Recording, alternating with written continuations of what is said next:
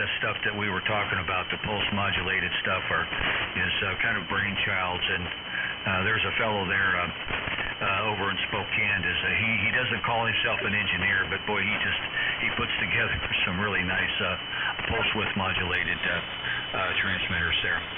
Anyways, let's see. Very good. Yeah, the Optimod. I didn't remember the number. The 223. Yeah, I thought that was quite a nice unit. And then there's actually another one that somebody came out with that's a little more within the price range, even a little less expensive than the 223. And I just can't remember the name. I was really into that one before I left up there, but all my notes and all my stuff is just somewhere. But anyways, very good there, Paul, if you're going to sign. And thank you so much for picking me up. Outstanding signal there from the DYY. And, boy, a DX40, you really caught me off guard there, Lou, on the DX40. I'm wondering if, when you say it was modified, I'm thinking the I got a DX40 sitting right over to my right. But I put a transformer in it that doesn't have enough voltage, so I just kind of use it for a I can use it. It's got to put an amplifier behind it. But if I remember right, isn't that a carrier? What is it? No, it's not. It's carrier something. I know. It's getting late. It's not plate modulated. Carrier something. I'm wondering if you had a modified there or something. You're doing quite well here. Your full wave loop and you're at least a 7, if not an 8 at times, and okay on overlooking. I didn't know anybody in Indiana that could look down on anybody. So if you're in Indiana and looking down on somebody, you must have found a hill somewhere. And I'm familiar with the Fort Wayne area, but there wasn't too many hills around Fort Wayne. Although I know that southeast or South Indiana does have some hills down there in the southeast, I believe. Maybe that's what you're talking about. So, also on your Innovatic 223, I'm wondering what your bandwidth might be set at. I'm just curious. So, let me turn it back to you there, Lou. You can pick it up. My name is Mike India Kilo Echo, Southeast Ohio. N9GTO, KA7RCN. Over. All right, Mike. Well, to give you a story about this, the folks at N9 modified the firmware to run 4KC's wax. They had modified it. And then when I called back to have another one modified, they said, we can no longer, we sent you, here's what happened. They sent it to my son, some kind of a update. My son done the update. And I called them back and I said, I want to do another one. Can you send me the thing? I'd like to learn how to do it myself. And they said, we'd prefer you not to. I'm like, okay. And evidently they got in trouble. One of the boys got in trouble. And he said, I prefer you not to. Just when you're done with that one, restore it back to the default. I'm not going to. I'm going to leave it. But this is a screen modulated rig. And it's a very unique little rig. Borgie went in and put the DDS, the digital synthesizer, in there for the DFO, and rigged it all up for it to be the carrier for the photo down here.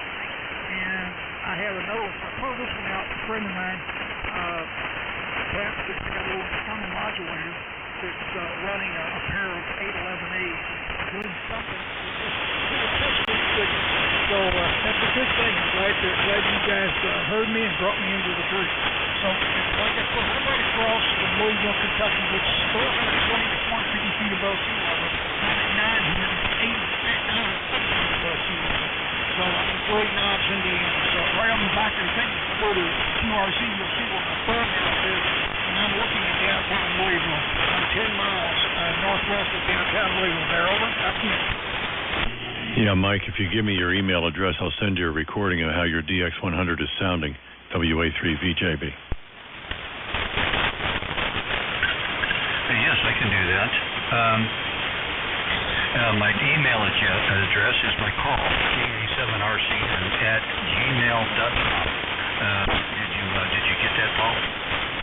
I did. Thank you. Go ahead. I'll catch you guys another time. Nice QSO. Thanks, Mike. Yeah, awesome. I'll be glad to hear that. Thank you so much. Good evening to you there, Paul.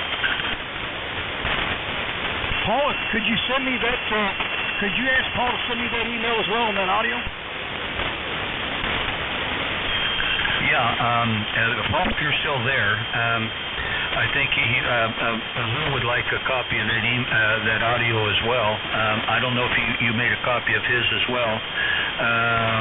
Anyway, his email just might be on the QRZ site. Over.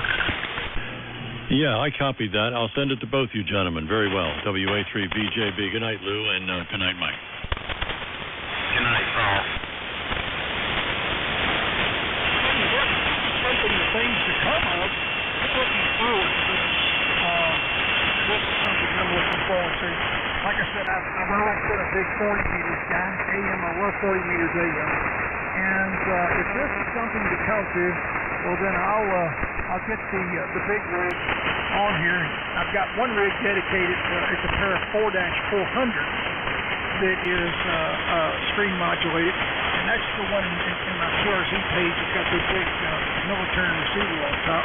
I'll get that in line and use that for my 40 meter because my pair of 4-400 modulating for 24,000 instead of. I don't want to say that. I like having everything set up individually.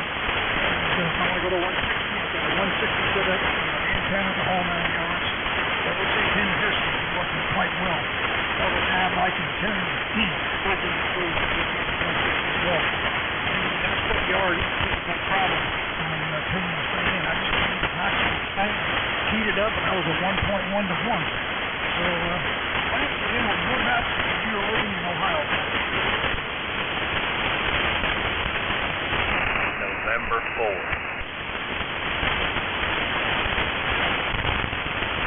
Okay, all right. Very good there, Lou. And I think I heard a familiar voice there. November 4. I know you're down in Georgia, so I'll give it to you here in a minute. Very good there, Lou. Well, you know, I'm new to this part of the country as of late, and so I look forward to AM contacts as much as I can. I've been putting together a little shack out back of my house here, and probably the DX100 is probably the limit to my heavyweight, if it could be that heavyweight plate modulated situation, other than running an amplifier, a linear amplifier with it. But that's probably to get some type of I